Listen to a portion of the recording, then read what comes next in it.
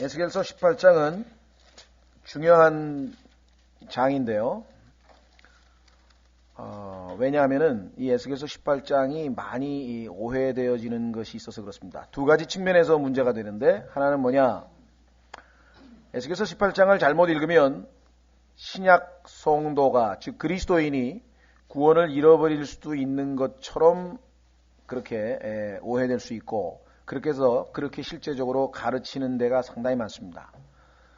이 전체 문맥은 믿음으로 인해서 우리가 은혜를 통해서 구원을 얻는, 칭의를 얻는 그것과는 전혀 아무 상관이 없는 문맥인데도 불구하고, 이것을, 이 내용을 읽다가 신약의 성도가 죄를 다시 지으면 다시 구원을 잃고 지옥에 갈 수도 있는 것처럼 이 에스겔서 18장 또 에스겔서 3장 이 두 장이 자주 거론된다고 하는 사실을 여러분들이 좀 기억하셔야 되겠고, 두 번째로는 우리가 지금 과거에 좀 실수했다 그럴까요? 또는 뭐 잘못 이해했다 그럴까요? 잘못 가르쳤다고도 할 수 있을 그런 내용이 들어있는데, 그것은 뭐냐면 에스겔서 18장에 나오는 이야기는, 여기서 보면은 이제 하나님께서 시키는 대로 율법을 잘 지키면 살리라 이렇게 되어 있는데, 의로운 삶을 살면, 의로운 행위를 하면 살고 의롭지 못한 행위를 하면 죽으리라 했는데, 이것을 혼이 지옥에 가는 구원과 우리가 연관을 시켜서는 안 됩니다. 그런데 과거에는 그렇게 연관을 시켜서 말을 자주 하곤 했었어요. 근데 이 문맥에 보시면 하나님께서 이스라엘 백성과 맺을 때에는 너희가 율법을 잘 지키면 내가 너를 지옥에 안 보내고 혼을 구원하겠다, 그런 약속을 하신 적이 한 번도 없고, 이스라엘과 하나님 사이의 약속은 항상 물질적인 약속이었습니다. 그것은 뭐였냐면은 이스라엘 백성들이 하나님 말씀을 잘 지키면 그들로 하여금 자기 팔레스타인, 그 하나님이 약속하신 그 땅에서 질병에 걸리지 아니하고 무병장수한다 이 말이죠. 무병장수하면서 풍요로운 삶을 보장해 주시겠다. 즉 외국으로부터의 침략도 막아주시고 또 쫓겨나가는, 포로로 잡혀가는 것도 막아주시고, 그 하나님과 이스라엘과의 언약의 내용은 우리가 일반적으로 생각하는 것처럼 신약에서 우리가 구원받고 하늘나라에 가고 하늘에 있는 영적인 것으로 복받고 하는 것과는 다릅니다. 과거에 구약 성도들은 믿음뿐만 아니라 행위가 구원받는 데 필요하다고 할 때 이 에스겔서 18장을 자주 인용하곤 했었는데, 문맥과 벗어난 인용이 아니었는가 지금 생각이 됩니다. 한번 여러분들이 오늘 성경 공부를 통해서 한번 확인을 해 보시기를 바랍니다.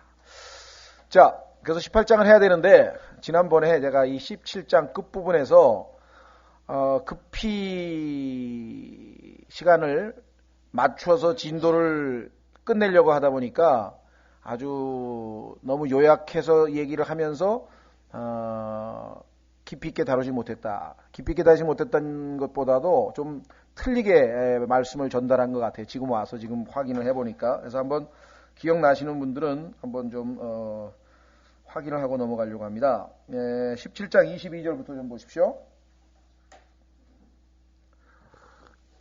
그래서 17장에서 주님께서는 여러분 아주 비유를 말씀하셨죠.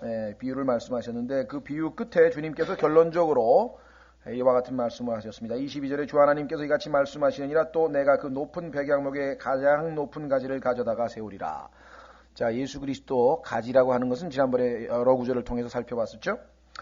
자, 내가 그 어린 가지들의 꼭대기로부터 연한 가지를 잘라내어 높고 우뚝 솟은 산에 심되, 이것은 예수 그리스도의 천년왕국이라는 사실을 우리가 성경을 통해서 확인을 했습니다. 이스라엘의 높은 산에 심으리니 그것이 가지를 내고 열매를 맺으며 아름다운 백향목이 될 것이요, 온갖 날개를 가진 날짐승이 다 그 밑에 거하고 또 가지들도 가지들의 그늘에도 거하리라. 예수 그리스도께서 다스릴 천년왕국의 아름다운 통치에 대한 이야기이고, 이와 같은 것을 흉내내기 위해서 다니엘서 4장에도 보면은 적그리스도가, 또 마태복음 13장에도 보면은 적그리스도가 그와 같은 흉내내는 내용도 성경적으로 우리가 확인을 했습니다. 문제는 맨 끝 구절인데요. 제가 어떻게 얘기를 했냐면, 제 기억에 들의 모든 나무가 나 주는 높은 나무를 낮추고, 그래서 이 높은 나무를 지금 적그리스도로 해석을 했고, 낮은 나무를 높이며 낮은 나무를 예수 그리스도로 해석을 해서 예수님이 높아지신다. 그 다음에 푸른 나무를 마르게 하고 적그리스도를 하나님께서 이제 멸망시키고 마른 나무를 예수 그리스도를 무성하게 천년왕국에서 드높이시는 것으로 이렇게 지금 지난번에 해석을 했었던 것 같아요. 근데 성경적으로 보면은 이 푸른 나무가 성경에서 보면은 나중에 한번 찾아보십시오만은 푸른 나무라고 하는 표현이 적그리스도를 예표하고 있는 표현으로 여러 번 사실 나옵니다. 그렇기 때문에 성경적으로 완전히 틀렸다고 보기는 어려운데 늘 말씀드립니다만은 성경 해석에 있어서 중요한 것 중에 하나가 문맥이거든요. 푸른 나무가 적그리스도로 성경에 나올 때에는 항상 마른 나무에 대한 언급 없이 푸른 나무만 독자적으로 나와요. 그런데 여기서 지금 푸른 나무와 마른 나무가 나왔다고 하는데 이제 문제가 있습니다. 자, 그러다 보니까 푸른 나무와 마른 나무가 동시에 나오는 구절들을 성경에서 찾아서 문맥을 맞춰봐야 된단 말이죠. 그래야 같은 문맥이 나오겠죠. 자, 그래서 한번 마태복음으로 가보겠습니다. 요걸 제가 좀 수정하고 틀린 걸 좀 고치고 가려고 하는데요. 마태복음에 보시면 여러분 잘 아시는 예수 그리스도께서 이렇게 말씀을 하셨어요. 자, 20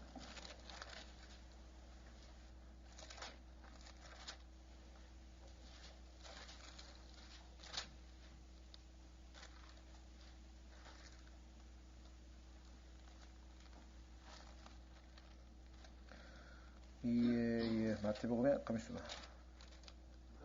누가복음이에요. 죄송합니다.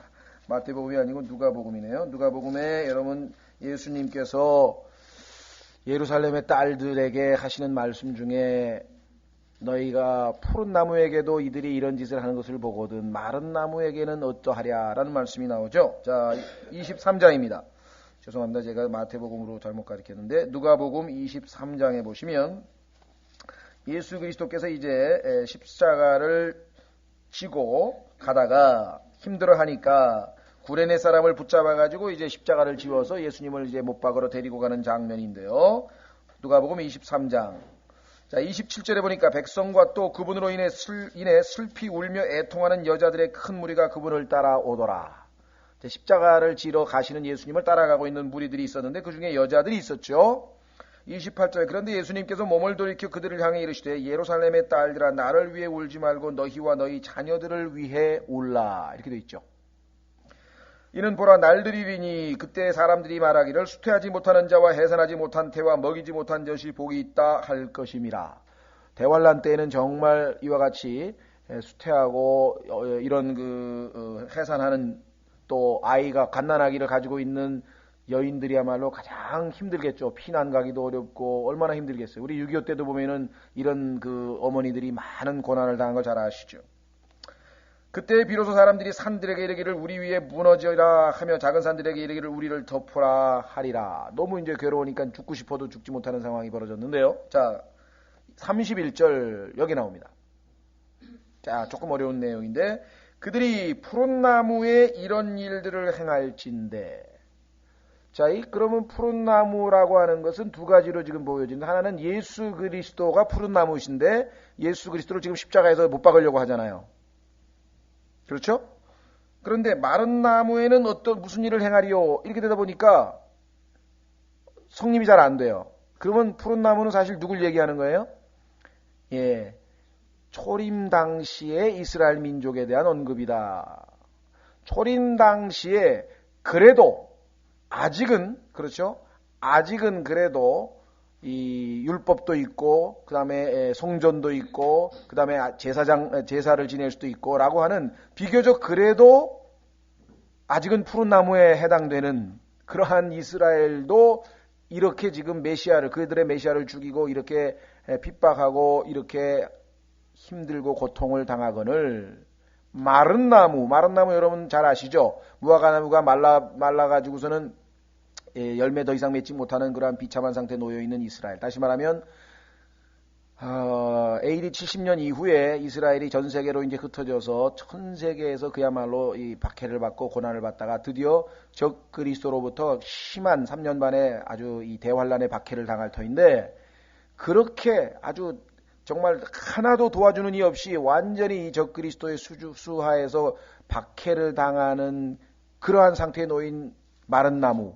그렇죠? 그런 이스라엘은 아무런 도움도 받을 수 없는 그 이스라엘은 얼마나 더 엄청난 박해를 당하겠느냐라고 하는 즉 대환란에 대한 예수 그리스도의 언급이 이 문맥에서 보니까 분명합니다. 왜? 29절에 지금 해산하지 못한 태와 수태하지 못한 태와 먹이지 못한 태, 젖 이것이 다 지금 죄송합니다. 환란 때와 관련된 문맥이라고 하는 것을 여러분들이 잘 아시죠? 그렇죠? 자, 그렇다면 에스겔서에서도 동일한 해석을 하는 것이 성경적으로 옳지 않겠는가? 예를 들면 높은 나무는 이스라엘이 하나님으로부터 크게 축복을 받아서 정말 승승장구하던 이 솔로몬 왕국을 이루었던 그 승승장구하던 그런 시절인데 교만해가지고 하나님께서 낮추셨죠? 그러나 바벨론 포로로 가서 70년 동안 나름대로 회개하고 바르게 했을 때 다시 하나님께서 뭐예요? 높이셨죠? 그렇죠? 역사적으로는 바벨론 포로에서 돌아오는 것이고 교리적으로 보자면 마지막 때에 그 마른 나무, 낮아진 나무인 이스라엘이 회개하고 하나님 품으로 돌아오는 기도, 그게 스가랴서 12장 10절에 보면 나오잖아요.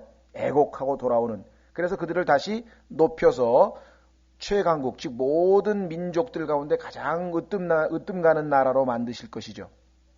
뿐만 아니라 푸른 나무를 마르게 하고 이스라엘이 정말 아주 이 초창기에 하나님 앞에 이 축복받았던 그러한 나라가 결국은 이 바벨론으로 포로로 잡혀가는 그러한 비참한 최후를 맞이했고, 즉 나중에는 적그리스도에게까지 고난을 당하는 어려움을 맞게 되고, 그러나 그 적그리스도 치하에 14만 4천 명을 비롯해서 끝까지 견디고 믿음을 지키는 그러한 자들이 있어서 그들을 축복하심으로 다시 회복되어지는 이스라엘에 대한 언급이다. 이렇게 해석하는 것이 성경적으로 맞는 것 같습니다. 그래서 여러분 잘 아시는 것처럼 찢으셨으나 낮게 하시고 치셨으나 싸매어 주신다 그랬죠? 여기 보면 낮추고 높이고 마르게 하고 무성하게 하는 것이 호세아서 6장에 나오는 말씀하고 정확하게 맞아떨어집니다. 그래서 제가 그냥 그때 이것을 적그리스도와 예수 그리스도로 비유해서 그렇게 빨리 끝냈는데, 누가복음 23장의 문맥으로 봤을 때에는 하나님의 축복 가운데 있을 때의 이스라엘과 하나님의 심판 가운데 있을 때의 이스라엘의 모습으로 그렇게 해석을 해야 지금 문맥에서 맞아 떨어진다. 왜냐하면 에스겔서 17장 전체에서 이스라엘이 지금 나무로 비유됐다고 하는 사실을 보면 더 정확한 해석이라고 생각이 됩니다. 그래서 좀 수정을 했고요. 자, 18장으로 가면은 오늘 18장 내용은 한마디로 하면 죄에 대한 책임은 요즘 얘기하는 연좌제라는 거 아시죠? 여러분들 연좌제. 아버지가 공산당이니까 너도 벌을 받아야 된다든가, 아버지가 친일파니까 너도 이런 거 있잖아요. 연좌제라 그래가지고 본인의 죄는 아닌데 아버지나 어머니나 이런 사람들의 죄 때문에 자기도 그 죄인으로 취급받는 것, 이것을 보통 우리 연좌제라 그러죠. 제 친구도 보니까 해양대학교에 입학을 했는데 어느 날 옛날에 제가 고등학교 졸업할 때 해양대학교 시험을 봐서 붙어가지고 이제 합격해서 부산으로 어떻게 내려갔는데 머리 탁 감고 군인처럼 갔는데 돌아왔어요. 왜냐니까 자기 작은 아버지가 조청년이라고 그래가지고 신원조에서 걸려가지고 퇴짜 맞아서 떨어져서 돌아왔다고. 그래서 지금 재수해가지고 연세대학교 나와가지고 지금 모르겠습니다. 그 MBC에 보면은 그 24시 뉴스라 그래가지고요.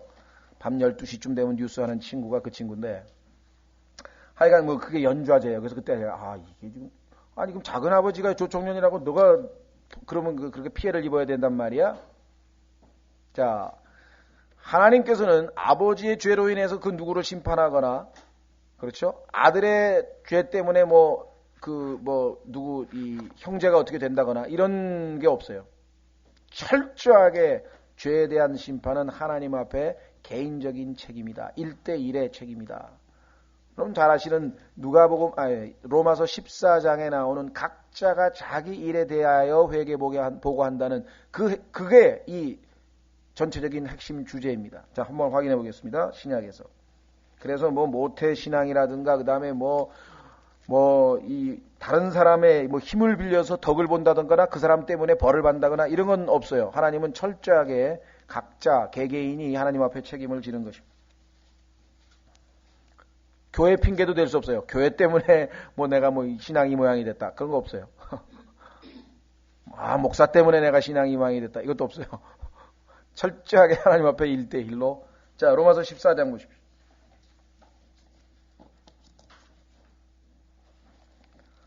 로마서 14장 10절은 그리스도의 심판석에 대한 이야기입니다만은,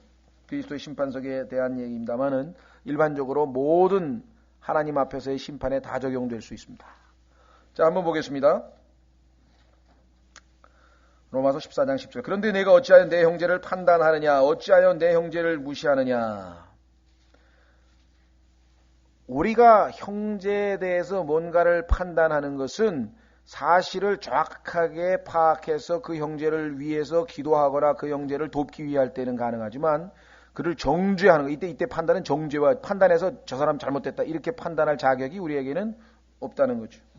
어찌하여 내 형제를 무시하느냐? 우리가 다 그리스도의 심판석 앞에 설 것이미니 그 까닭은 기록된 바 내가 살아있음을 두고 맹세하노니 모든 무릎이 내게 굴복하겠고 모든 혀가 하나님께 자백하리라 주가 말하노라 하였기 때문이니라.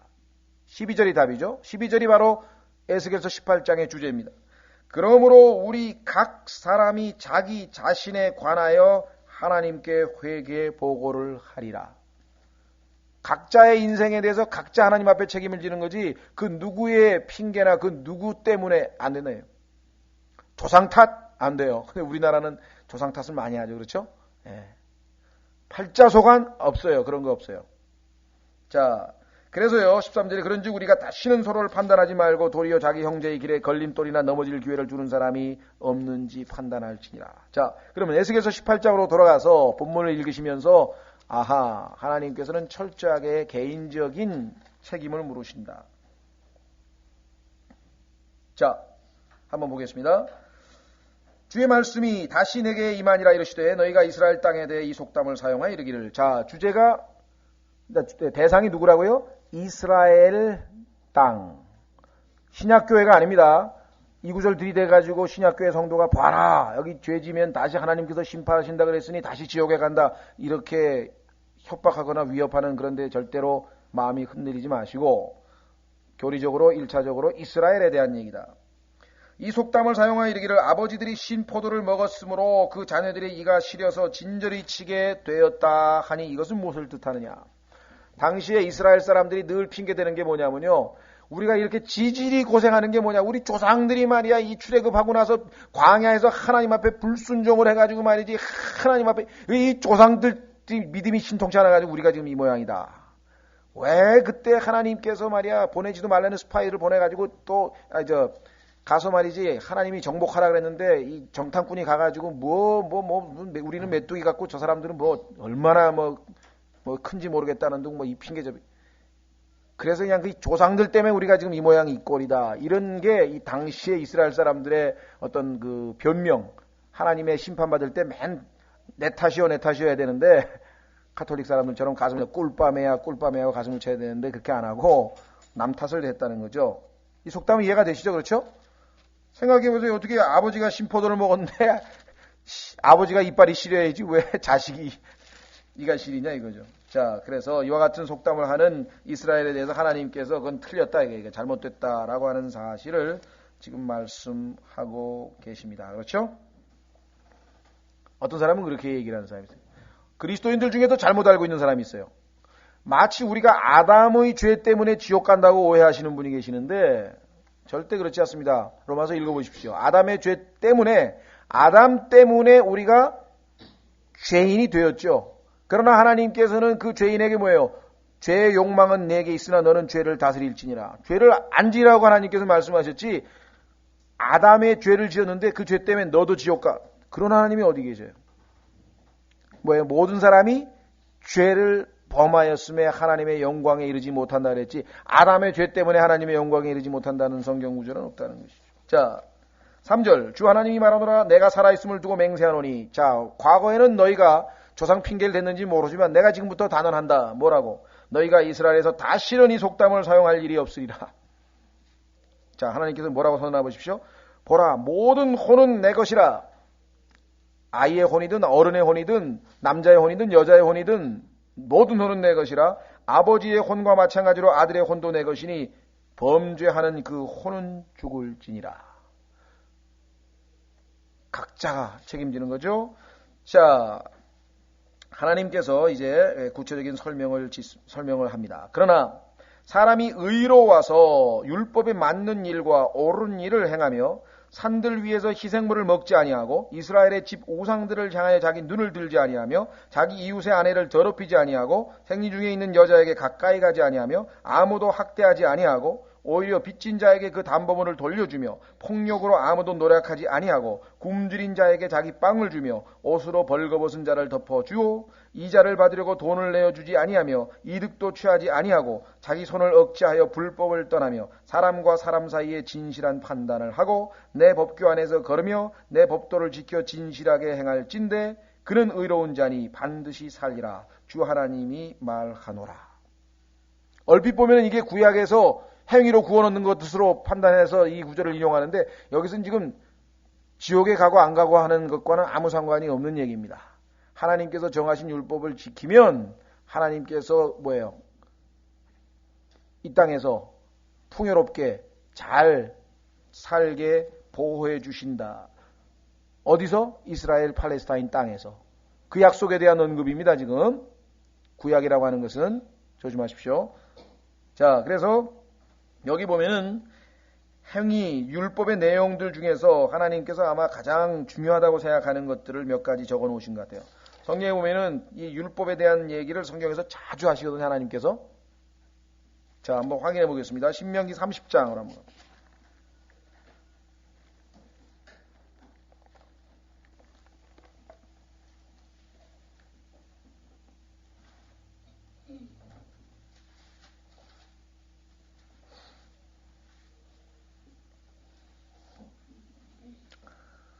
신명기 30장 보라 내가 이날 생명과 복과 사망과 화를 내 앞에 두었나니 이것은 곧 내가 이날 내게 명령하여 주 내 하나님을 사랑하고 그분의 모든 길로 걸으며 그분의 명령과 법규와 법도를 지키라는 것이라.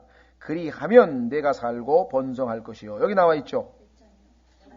신명기 30장. 예, 저를 말씀 안 드렸습니까? 죄송합니다. 15절. 신명기 30장 15절. 제 신명기 30장 15절 다시 보겠습니다. 보라 내가 이날 생명과 복과 사망과 화를 내 앞에 두었나니 이것은 곧 내가 이날 내게 명령하여 주 내 하나님을 사랑하고 그분의 모든 길로 걸으며 그분의 명령과 법규와 법도를 지키라 하는 것이라. 자, 지키면 어떻게 됩니까? 그리하면 하늘나라 갑니까? 지옥에 안 갑니까?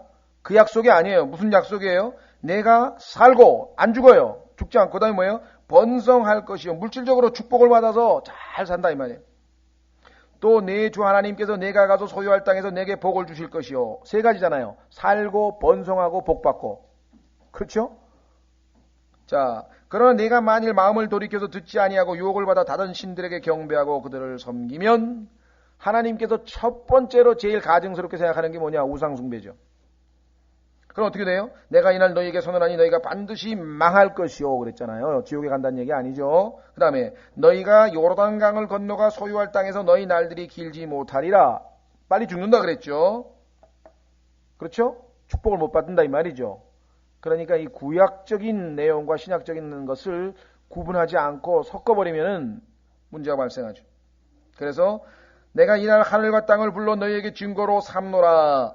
내가 생명과 사망과 복과 저주를 내 앞에 두었나니 그러므로 너와 내 씨가 어떻게 하여 살기 위하여 생명을 택하며 주 내 하나님을 사랑하고 그분의 음성에 순종하며 또 그분을 굳게 붙들라. 이는 그분이 내 생명이시요 또 내 날들을 길게 하는 분이시기 때문이니 이로써 내가 주께서 내 조상 아브라함과 이삭과 야곱에게 주리라고 맹세하신 땅에 거하리라. 땅과 관련된 축복을 하나님께서 말씀하고 계십니다.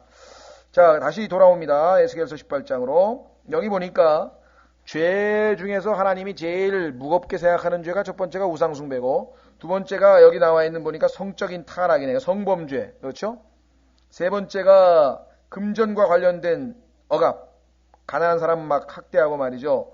빚진 사람에게 말이죠. 담보도 없는 사람에게 막 담보물 다 뺏어가고 막 이런 것. 그 다음에 착취하는 것. 그 다음에 사람과 사람 사이에 진실한 판단, 다시 말해서 막 잘못된 거짓 증언을 한다든가, 막 거짓말 한다든가 이러한 것들, 이렇게 해서 하나님께서 아마 율법 중에서도 가장 핵심적으로 죄악되는 것들을 언급을 하신 것으로 보입니다. 그렇죠? 자, 그렇다면 10절. 가령 그가 아들을 낳았다 하자. 그 아들이 강도요 피를 흘리는 자요 이런 일들 중 하나와 비슷한 것은 행하되 마땅히 행할 바는 하나도 행하지 아니하며 오히려 산들 위에서 희생물을 먹고 자기 이웃의 아내를 더럽히며 가난하고 궁핍한 자를 학대하고 폭력으로 노략하며 담보물을 돌려주지 아니하고 우상들을 향하여 자기 눈을 들며 가증한 일을 행하고 이자를 받으려고 돈을 내어주며 이득을 취할진대 그가 살겠느냐? 그래서 하나님은 반드시 심판하겠대. 개인적으로 책임을 물어서 그가 살지 못하리라. 그가 이 모든 가증한 일을 하였은즉 반드시 죽으리라. 그의 피가 그에게 돌아가리라. 반드시 죽는다 그랬죠?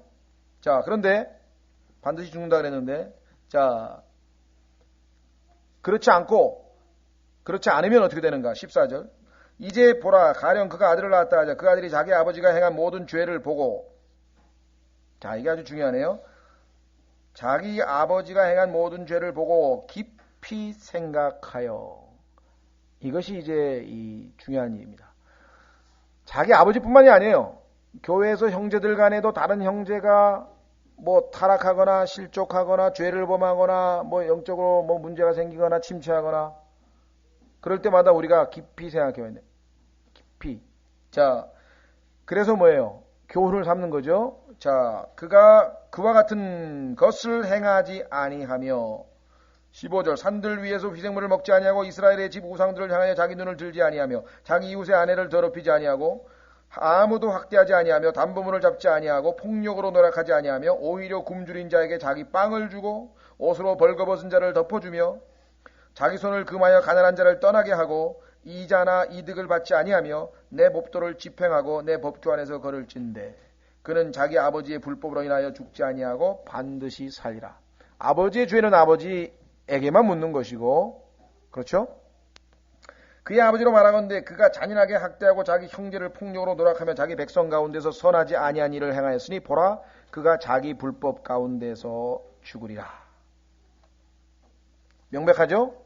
자, 그런데 하나님께서 그렇게 정해놓은 원칙을 안 받아들이고 하나님의 말씀과 반대되는 말들을 하는 사람들이 있어요. 뭐라고 말하나 보십시오. 19절.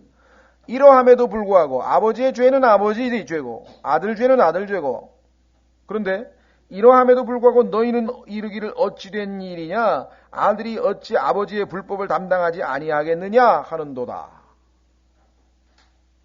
우리나라에도 아직 이거 있죠. 아버지가 뭐예요? 신용불량자 되고 막 빚지고 돌아가시면 그 빚을 아들이 다 갚아야 되고 뭐 그런 거 있잖아요. 그렇죠? 이거 참 제가 보기엔 저는 깊이 있게는 잘 모르겠습니다. 이건 말이 안 되는 것 같아요. 그것 때문에 아주 이게 뭐 있을 수 없는 일들을 하는 것 같아요. 여기 보니까 분명히 뭐라고 했냐면 아들이 율법에 맞는 일과 옳은 일을 행하면 내 모든 법규를 지켜 행하였을진데 그는 반드시 살리라. 범죄하는 그 혼은 죽는다 했대. 아들이 아버지의 불법을 담당하지 아니하며 아버지가 아들의 불법을 담당하지 아니하리니 의로운 자의 의가 그 의로운 자 위에 임하겠고 사악한 자의 악이 그 사악한 자의 위에 임하리라. 그러나 사악한 자가 돌이켜서 자기가 범한 모든 죄에서 떠나 내 모든 법규를 지키고 율법에 맞는 일과 옳은 일을 행할진대 그는 반드시 살고 죽지 아니하리라. 마음을 돌이키는 순간 하나님께서는 언제든지 받아주신다는 얘기예요. 예? 그가 지은 모든 범죄가 그에게 언급되지 아니하리니 돌이키면 언급되지 않는다 그랬어요. 그는 자기가 행한 바 자기 의 가운데 살리라. 하나님 살려주신다는 거예요. 회개만 하면. 23절 주 하나님이 말하노라. 아주 위대한 구절 중에 하나입니다. 성경의 위대한 구절 중에 하나. 하나님이 어떠한 분이신가 보세요. 주 하나님이 말하노라. 내가 어찌 사악한 자가 죽는 것을 조금이라도 기뻐하겠느냐. 아무리 악한 자라 할지라도 그가 죽는 것을 하나님께서는 기뻐하지 아니하신다. 그가 돌이켜서 자기 길들에서 떠나 사는 것을 어찌 기뻐하지 아니하겠느냐. 회개해서 돌이킨다면 얼마나 하나님께서 기뻐하시겠느냐. 자, 신약에도 같은 원칙의 내용이 담겨져 있습니다. 한번 확인해 보겠습니다. 베드로후서 3장.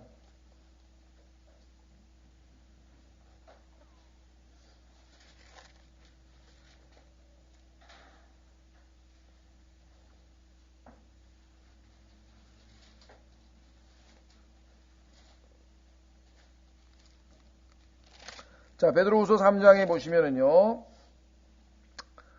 9절에 보시면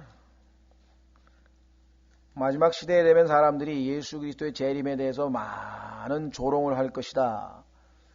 그러면서 그 조롱하는 자들에 대한 언급이 쭉 나오는데 그들이 조롱하는 것이 잘못됐다는 것이에요. 하나님께서 약속을 더디하기 위해서 무슨 지금 못 지켜서 지금 안 오시는 것이 아니고 왜 예수 그리스도의 재림이 우리가 보기에는 그렇게 더디 이루어지지 않고 있느냐. 9절에 말씀합니다. 베드로후서 3장 9절. 주께서는 자신의 약속에 대하여 어떤 사람들이 더디다고 생각하는 것 같이 더디신 것이 아니며, 인간은 자꾸 더디다고 왜 안 오시냐고 생각하지만 그게 아니라는 거예요. 왜?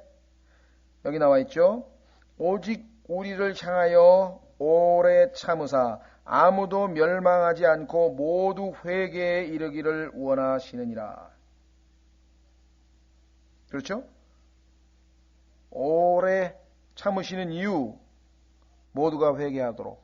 그 한 혼도, 어떤 한 혼도 지옥에 가는 것을 결코 하나님께서 기뻐하지 아니하신다는 거예요.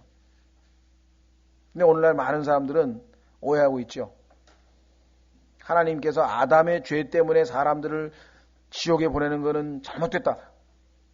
그렇죠. 아담의 죄 때문에 하나님께서 사람을 지옥에 보내는 거 아니에요. 자기 죄 때문에 심판받는 거죠. 그렇죠? 그 다음에 칼빈주의자들은 그야말로 하나님의 그 인격을 모독해도 한참 모독하는 거죠. 왜? 하나님께서는 지옥에 갈 혼과 하늘나라에 간 혼을 미리 예정해 놓았다. 이건 그런 하나님이 어디 있어요? 그건 정말 엄청난 거짓교리입니다. 그냥 간단한 거짓교리가 아니라 요한 웨슬리라고 하는 유명한 그 감리교회 창시자가 있는데 그 동생이 찰스 웨슬리라고 하는 사람이 있습니다. 그 사람도 아주 유명한 목사인데요. 그 사람이 너무나 격분해가지고 뭐라고 했냐면은 이 예종론, 지옥 갈 사람하고 하늘나라 갈 사람이 다 이미 정해져 있다. 하나님이 그렇게 미리 무조건적으로 정해놨다. 선택해놨다. 그래서 그것을 저주받을 교리라 그랬더니 이 저주받을 교리를 왜? 하나님께서 지옥에 가기로 사람을 미리 정해놨다?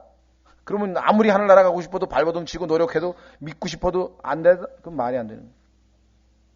자, 그 다음에 또 한 가지 아주 여러분들은 들어보셨는지 잘 모르겠습니다만은 우리나라에도 그런 사람들이 있고요. 미국에도 이 은사주의자들 가운데 조상의 저주라는 저기가 있어요. 조상의 저주라고 하는 교리가 있는데 그것은 뭐냐면 아버지가 술꾼이고, 아버지가 이 바람둥이고, 이랬다.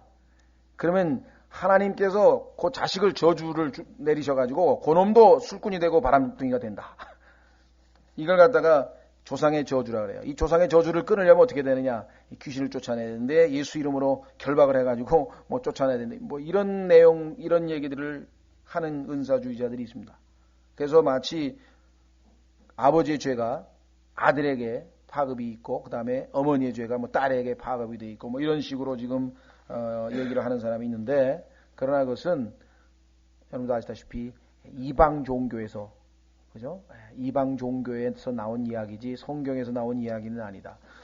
분명하게 에스겔서 18장을 통해서 하나님께서는 모든 범죄하는 혼은 죽는다고 얘기를 했지. 그렇죠? 개인 책임이라고 하는 사실을 분명하게 하나님께서 말씀하셨다. 자, 그래서 우리는 23절 잘 기억해 두십시오. 23절. 자, 24절부터. 그러나 의로운 자가 돌이켜서 자기 의에서 떠나 불법을 행하고 사악한 자가 행하는 모든 가증한 일대로 행하면 살겠느냐? 잘 의롭게 살다가 이렇게 죄를 지어버렸어요. 그가 행한 모든 일가 응급되지 아니하리니 그는 자기가 범한 범법과 자기가 지은 죄 가운데서 죽으리라. 24절이 바로 구원의 영원한 보장이 잘못됐다고 들이대는 구절이에요. 이 구절에 따르면 그리스도인이 다시 지옥에 간다는 교리라는 거예요. 근데 여기 지금 이스라엘이 나와 있지 그리스도인이 나와 있지 아니하고요. 구약이 나와 있지 신약이 나와 있지 아니하고요. 이 구절이 신약 성도의 구원의 영원한 보장에 대한 교리를 무너뜨리는 구절이 전혀 아니라는 사실이죠. 왜? 이게 믿음으로 칭의를 얻었는데 그 칭의가 행위에 의해서 다시 번복이 된다는 그 내용이 아니잖아요, 지금. 이 땅에서 죽고 사고 사는 그러한 문제죠. 그렇죠? 예, 그래서 우리는 성경을 문맥에서 벗어나서 잘못 적용하면은 큰 문제가 생긴다. 자, 25절부터 30절까지 하나님께서 선언하시는 것, 여러분 잘 아시는 뭐예요? 심은 대로 거둔다. 심은 대로 거둔다. 여러분 한번 확인해 보십시오. 갈라디아서 확인하고 한번 본문을 읽어보겠습니다. 갈라디아서 6장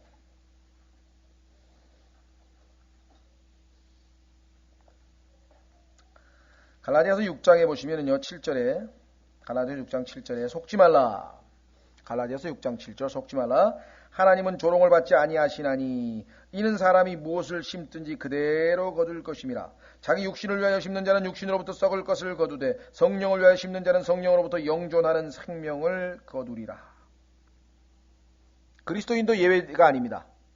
하나님께서 나는 하나님의 자녀니까 모든 일이 내가 어떤 짓을 하든 내가 제멋대로 행하고 내가 하고 싶은 대로 마음대로 행해도 하나님께서 항상 나를 축복하시고 항상 나를 보호하실 것이다. 전혀 그렇지 않아요. 네? 이 잘못된 믿음, 무지몽매한 믿음이 있어요. 예를 들면은 뭐 그리스도인이라 그래가지고 나는 하나님의 자녀니까 하나님께서 천사를 보내서 나를 붙드실 것이다 해가지고 여기 7층에서 한번 떨어져 보세요. 어떻게 되나? 자기가 행동한 그대로 결과가 나오죠. 그래서 뭐 땅에 떨어져 다치든지 죽든지 하나지 그러지 하나님께서 갑자기 전혀 안 그렇다 이 말이에요. 그러니까 그리스도인이 죄를 가볍게 여겨서는 안 되는 이유 중에 하나가 이게. 물론 자백하면 용서는 받습니다. 그러나 늘 말씀드렸습니다마는 그 죄를 자백했다고 해서 용서는 받았지만 거기에 대해서 대가는 안 치르냐? 그렇지 않습니다. 대가를 치르게 돼 있잖아요. 여러분들이 상처를 입었을 때 다 치유가 됐다고 해서 상처가 이 상처 없을 때처럼 완전히 원상으로 돌아가진 않죠. 흉터가 남는 것처럼 우리에게도 이 혼의 영어에 아주 깊은 상처로 죄가 남아 있게 됩니다. 압살롬이 아니죠. 밧세바와의 사이에서 태어난 아이 분명히 하나님께서 다윗의 죄를 묻지 아니하겠다고 나단 선지자를 보내서 얘기했지만 그러나 하나님께서는 교훈을 주시기 위해서 그 아이를 데려가신 사실을 우리는 잘 알죠. 자식이 죽었죠? 네. 그리고 두고 뭐예요? 내가 내 행동으로 인하여 이방인들로 하여금 하나님을 모독하는 구실을 주었노라. 그게 두고 남아있는 거 아니에요. 그걸로 인해서 죽지는 아니에요. 용서는 받았지만 그가 저지른 죄 때문에 두고 하나님께 짐을 지게 되는 그러한 것들이죠. 그래서 죄를 가볍게 여기서는 안 돼요. 용서받을 거니까 단번 속죄니까 이건 로마서 6장에서 분명하게 했지만 죄에 대하여 죽은 내가 어찌하여 또 죄를 지려고 하느냐 이 말이에요. 자, 그래서 에스겔서 18장에 25절부터 보시면은 이제 바로 그 원칙이 나와 있네요. 이러함에도 불구하고 너희는 이르기를 주의 길이 공평하지 아니하다 하는도다. 하여간 하나님보다 똑똑한 사람이 이스라엘이었어요. 그래가지고 하나님이 공평하지 않다는 거예요. 자기들이 보기에는. 오 이스라엘의 집아 이제 너희는 들으라. 내 길이 어찌 공평하지 아니하냐. 너희의 길들이 공평하지 아니하는 것이 아니냐. 자, 하나님께서는요 항상 reason 하자, 한번 따져보자 그래요. 그래서 하나님과 이 논쟁을 벌이는 건 나쁠 거 하나도 없어요. 한번 확인해 보겠습니다. 하나님을 무시하고 돌아서는 게 문제지 하나님 앞에 가서 자기가 한번 나름대로 솔직하게 자기 의견을 말해봐서 하나님하고 논쟁을 벌였더니 하나님 말씀이 맞습니다. 이렇게 되면 맞죠? 잘못될 거 하나도 없죠? 자, 이사야서 1장에 한번 보십시오. 이사야서 1장에 보시면 하나님께서 이스라엘에게 뭐라고 얘기를 하는가 한번 보세요.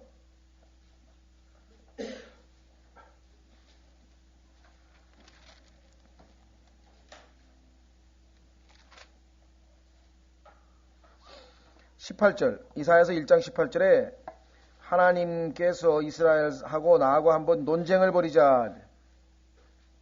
너는 네 의견을 내고 내가 내 의견을 내고 누구 말이 맞는지 한번 보자. 그 정도만 돼도 상당히 신앙생활 잘하는 거죠. 그렇죠? 하나님께서는 맹목적으로 무조건 받아들이는 걸 원치 않아요. 하나님의 널리 정연한 설득을 통해서 우리가 납득하면 돼요. 자, 이사야서 1장 18절 주께서 이르시되 이제 오라 우리가 함께 변론하자. 너희 죄들이 주홍 같을지라도 눈같이 희어질 것이요 진홍같이 붉을지라도 양털같이 희어지리라. 자, 여기 보면은 reason이라고 하는 말이 나와 있죠. 따져보자 이거야. 내 말이 맞나 네 말이 맞나. 여러분 생각해 보세요. 하나님께서 우리를 보고 우리는 경건치 아니한 자인데 경건치 아니한 자를 의롭다고 해버렸다 이게. 로마서 4장에 나오죠. 자, 한번 보겠습니다. 로마서 4장. 여러분과 제가 만약에 하나님께서 나를 보고 의롭다 했는데 내가 나를 보니까 의롭지가 않아. 그럼 어떻게 돼? 누구 말이 맞는 거예요? 네? 내 말이 맞습니까? 하나님 말이 맞습니까? 자, 한번 확인해 보겠어요?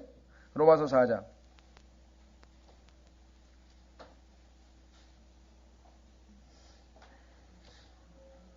(5절에)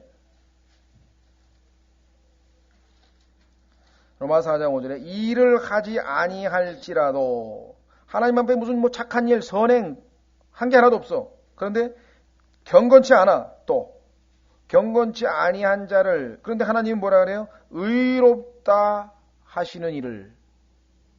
이상하다. 경건치도 아니하고 일도 안 하고 누가 봐도 불의한 자인데 그 불의한 자를 하나님께서 왜 의롭다 하냐 이게요.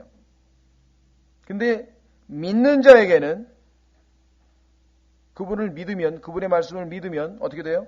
그의 믿음을 의로 여기시느니라. 하나님께서는 지금 예수 그리스도를 통해서 우리를 바라보기 때문에 그렇죠?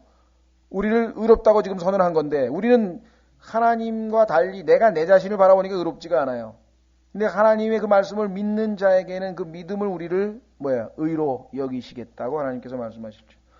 자, 그래서 다시 에스겔서로 돌아가시면 18장 하나님께서 공평하시다. 내 말이 맞다 이거죠. 자, 뭐라고 말씀하시나 보십시오. 26절 의로운 자가 돌이켜서 자기 의에서 떠나 불법을 행하고 그 불법들 가운데서 죽으면 자기가 행한 불법으로 인하여 죽는 것이요. 심은 대로 거둔다. 다시 말하거니와 사악한 자가 돌이켜서 자기가 행한 악에서 떠나 율법에 맞는 일과 옳은 일을 행하면 자기 혼을 구해 살게 하리라. 심은 대로 거둔다. 자, 그래서 어떻게 그가 깊이 생각하고 돌이켜서 자기가 범한 모든 범죄에서 떠났은즉 반드시 살고 죽지 아니하리라. 회개해서 죄를 짓던 사람이 빠르게 살면 하나님께서는 다시 여기 나와 있는 것처럼 살고 죽지 아니한다. 아, 이거보다 더 공평한 거 있어요? 그렇죠? 만약에 어떤 사람이 죄를 지었는데 회개하고 돌이켰는데 하나님께서 너 지난번에 죄 지은 거 그것 때문에 넌 죽어야 된다. 이렇게 되면 또 인간이 할 말이 있을지 모르겠는데 안 그렇다 그랬잖아요, 하나님께서. 자, 29절. 이러함에도 불구하고 이스라엘의 집은 이르기를 주의 길이 공평하지 아니하다 하는도다. 오 이스라엘의 집아 내 길들이 어찌 공평하지 아니하냐. 너희 길들이 공평하지 아니한 것이 아니냐. 주 하나님이 말하노라. 오 이스라엘 집아 그러므로 내가 너희를 심판하되 각 나와 있죠. 사람의 길대로 심판하리라. 각자 자기 죄 때문에 심판받는 것이지 다시 한번 하나님께서 강조했죠. 개인적 책임에 대해서 선언을 했습니다. 아까도 하나님께서 뭐라고 얘기했습니까? 둘을 놓고 선택하라 그랬잖아요. 그렇죠? 사망과 죽음과 사망과 생명과 복과 저주를 너희 앞에 내려놓을 테니까 네가 선택을 하라. 하나님께서 말씀하신 것처럼 여기 나와 있는 것처럼 하나님의 이 길은 공평한 길이다. 자, 그래서 30절 주 하나님이 말하노라. 오 이스라엘 집아 그러므로 내가 너희를 심판하되 각 사람의 길대로 심판하리라. 너희는 회개하고 돌이켜서 너희의 모든 범죄에서 떠나라. 하나님께서 이와 같이 자상하게 하나님께서 심판하시는 기준이 무엇인지 원칙이 무엇인지를 잘 설명한 다음에 하나님이 원하시는 것은 뭐예요? 회개하라. 지금 너는 내가 이렇게 갈려준 대로 이 법칙에 따르면 현재 에스겔서에서 대상으로 삼고 있는 그 이스라엘 백성들은 하나님을 떠나도 하나님의 지금 법도에서 하나님의 길에서 떠나도 너무나 멀리 너무나 한참 떠나버린 상태이기 때문에 하나님께서는 회개하라. 그뿐이 아니에요. 구약에서만 하나님께서 이렇게 말씀하시는 분이에요. 하나님께서는 일관성 있는 분이에요. 자, 한번 보겠습니다. 신약성경 계시록 2장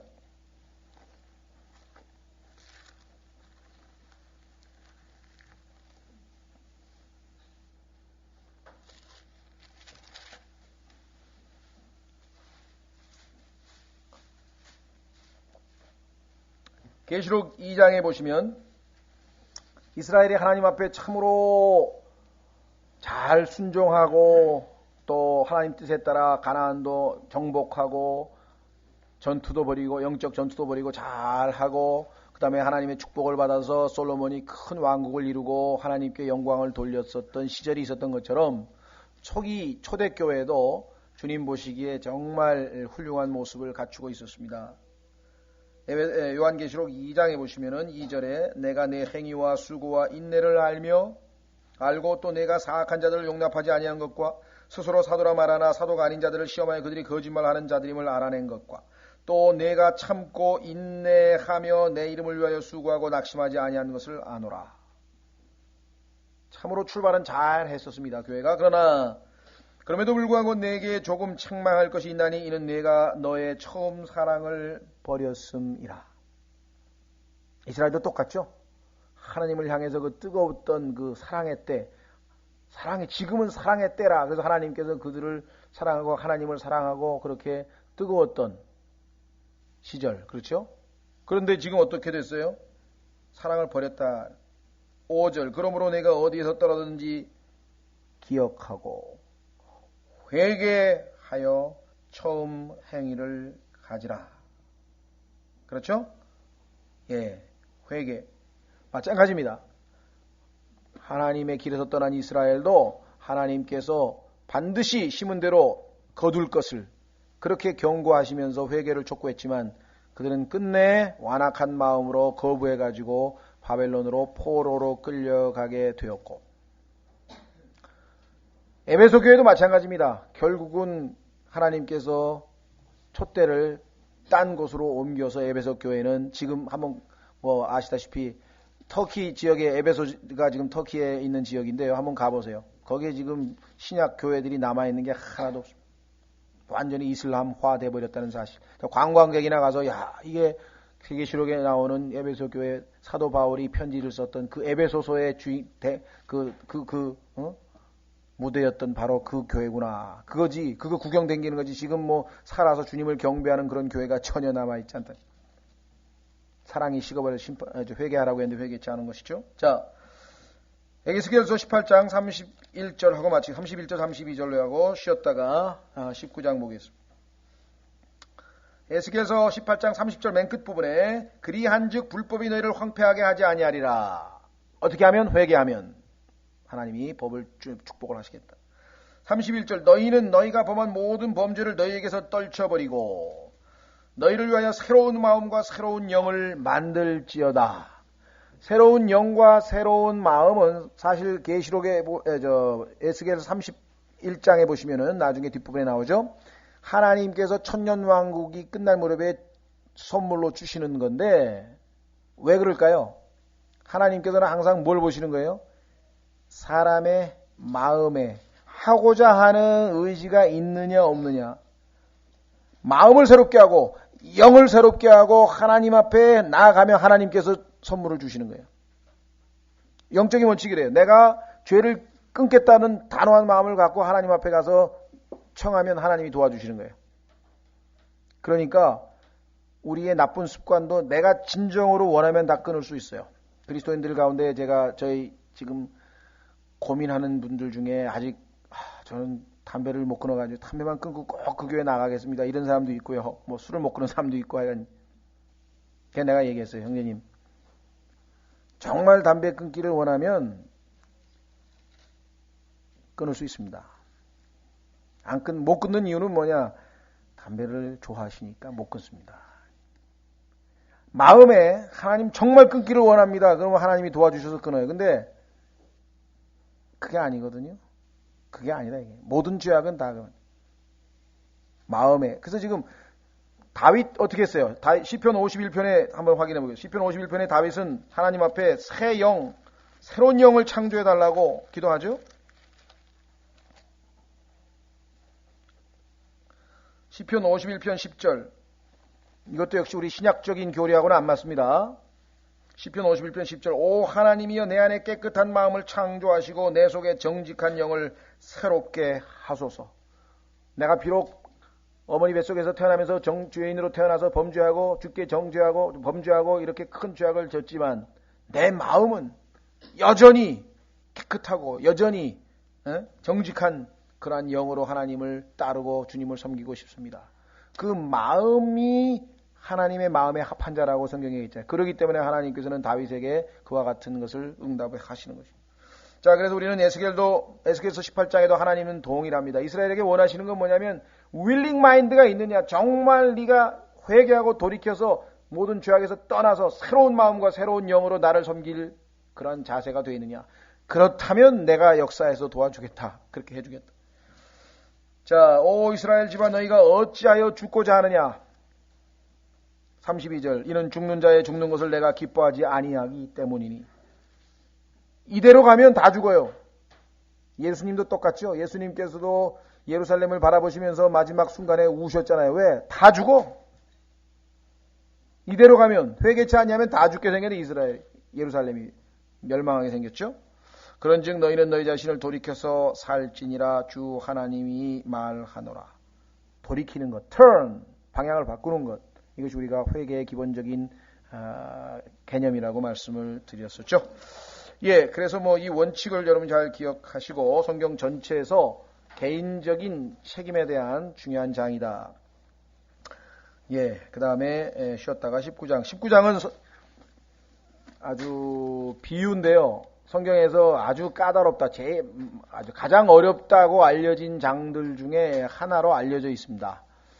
역시 성경을 찾아서 확인해 보면 그래도 우리가 단서를 찾아낼 수 있는데 여기 좀 복잡해요. 이게 열왕기 하에 있는 이 왕들의 족보를 우리가 좀 잘 뒤져봐야 여기 나와 있는 그 암사자고 사자 새끼들을 찾아낼 수가 있는 것 같은데 예, 아주 흥미진진합니다. 19장 쉬었다가 하겠습니다.